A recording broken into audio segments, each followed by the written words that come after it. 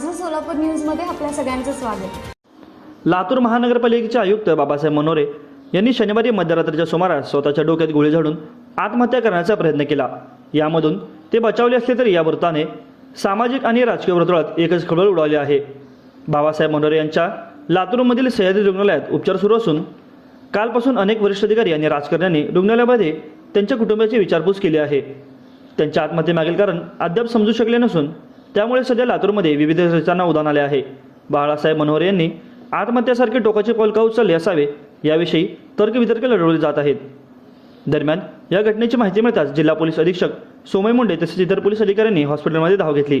यावेळी महानगरपालिकेतील अनेक अधिकारी आणि कर्मचाऱ्यांनी रुग्णालयाबाहेर उभे होते। आयुक्त बाबासाहेब मनोरे यांनी स्वतःवर गोळी का झाडून घेतली याबाबतचे कारण अद्याप समजू शकले नसून दरम्यान याबाबतचा तपास पोलीस करीत आहेत। माझं सोलापूर न्यूज या यूट्यूब चॅनलला सबस्क्राईब करा आणि बेल आयकॉन प्रेस करायला विसरू नका।